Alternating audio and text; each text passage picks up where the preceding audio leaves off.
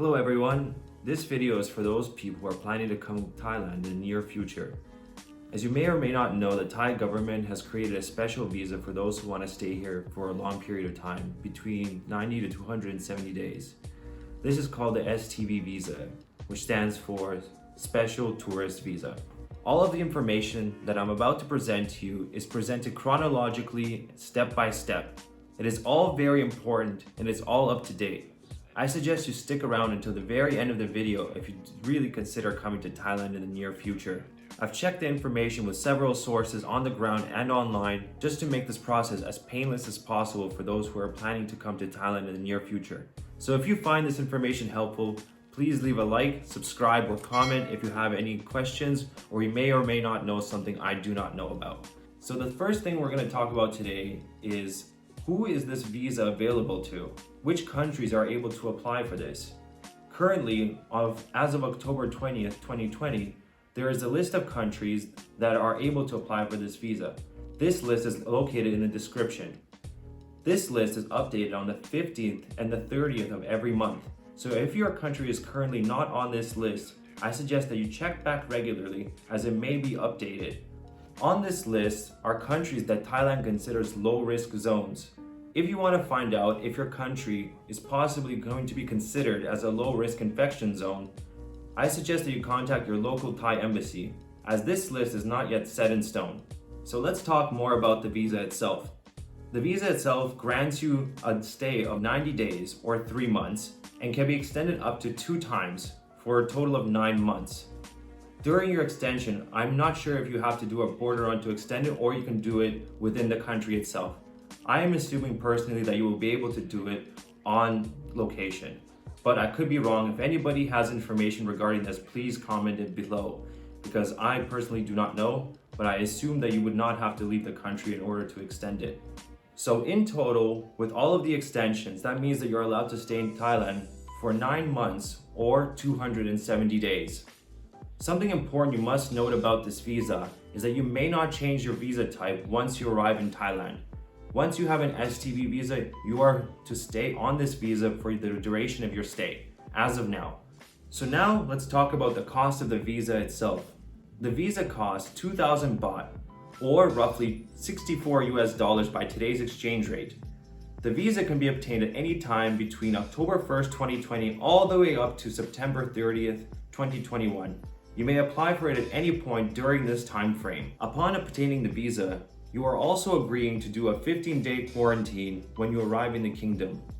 And I will go more into this later. So if you're planning to apply for the STV visa, your first step would be to submit an initial application to the Bureau of Immigration for a background check. Once you've received approval from the Immigration Bureau, it is time to move on to Step 2. Step 2 is a little bit more difficult than Step 1. Step 2 includes finding an ASQ accommodation, buying traveler's insurance, finding a potential charter flight to the kingdom, and last of all, looking for a residence to stay at for your long stay, which must be for at least 15 days after your ASQ accommodation runs out. So in total, you need to have planned out 30 days of your entire stay for you to be eligible to apply for the STV visa. So now let's go into all the different details. What kind of insurance do you need? What is an ASQ accommodation? And what are some of the other requirements that you will need upon applying for this Step 2 of your visa? As I said before, in addition to the actual visa, you must also buy 2 types of insurance: medical and traveler insurance options with a minimum of 100,000 USD coverage for COVID-19 medical treatment and a minimum coverage of 400,000 Thai baht for other medical and accidental expenses. The insurance must cover for at least 90 days. This will cover any hospital, ambulance, or medical expenses if need be while you're here in the kingdom. So what is ASQ accommodation? ASQ accommodation is simply known as alternate stay quarantine, basically meaning where do you plan to stay during your quarantine. The Thai government has designated many hotels around Bangkok as ASQ or ASLQ accommodation certified locations. You cannot simply come to Thailand and self-quarantine at this moment or pick a random hotel to stay at. This is a list of special hotels which all provide accommodation for the entirety of the stay.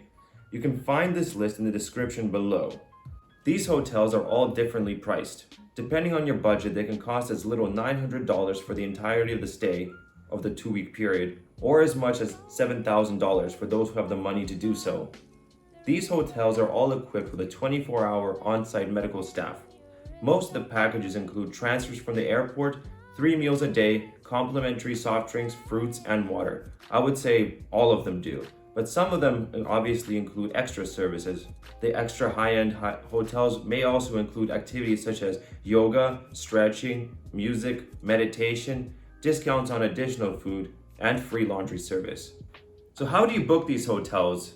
When it comes to booking these hotels, you will not go through the usual channels such as agoda.com or booking.com or Airbnb. Instead, you will have to contact the hotels directly or the hotel manager using their email or their phone contact. What you must note is that every hotel provides different conditions when it comes to payment. Some hotels require deposits, some require upfront payments. Refund and cancellation policies also vary by hotel. Make sure that you go over these details with the hotel representative ahead of time. This is a very important part that you must pay attention to. Something very important you must know is that if you're planning to travel as a couple, it is important to bring your marriage certificate. If you're traveling with your girlfriend or boyfriend, chances are the hotel will split you into different rooms. It is essential that you bring proof of marriage if you want to stay in the same room. Again, perhaps some hotels have exceptions to this rule, but from what I've heard, they are splitting people into different rooms. Again, make sure to talk to the representative to double check before you come, as this could be a problem for you. So another question is that people may have is that can you quarantine outside of Bangkok? And the answer is that yes, you can. But you must, from what I understand, arrive directly at that location. So for example, if you want to be in Samui, you must fly directly to Samui to quarantine. I know that they have ASQ accommodations there. From what I heard, you cannot come to Bangkok and transfer unless you have your own private jet. So if your jet is in the shop, you may be out of luck and may have to quarantine within Bangkok. Okay, so now it's time to move on to the next step. After you have received the initial approval from the Ministry of Immigration, found your tentative flights, obtained your insurance, made ASQ reservations, as well as made reservations for another 15 days after your ASQ reservation, so for a total of 30 days of living expenses planned out, you can move on to the next step, which is submit the visa application form. Along with the visa fee and all of the documents that I've just mentioned, the application is to be submitted to the Ministry of Foreign Affairs. Once you've been approved by the Ministry of Foreign Affairs, it is time to collect your STV Visa and your COE, which stands for Certificate of Entry, from the local Thai consulate or embassy where you are living.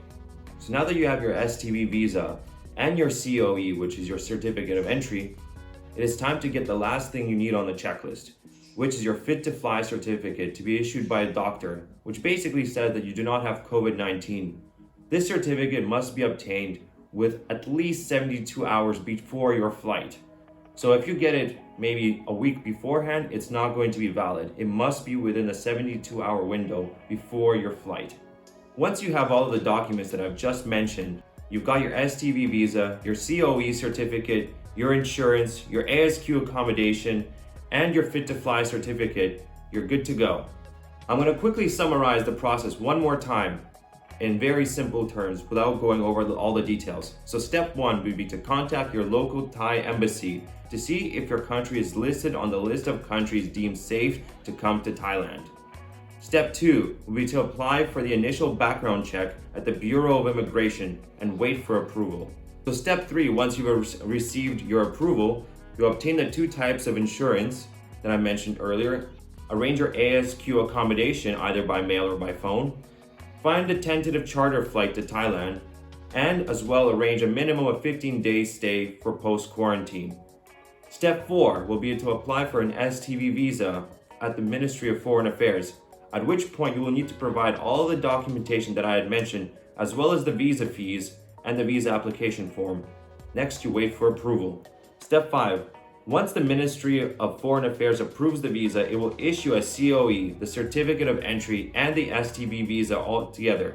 The applicant must now obtain a Fit to Fly certificate, meaning a test from a doctor taken at least within 72 hours before the departure date.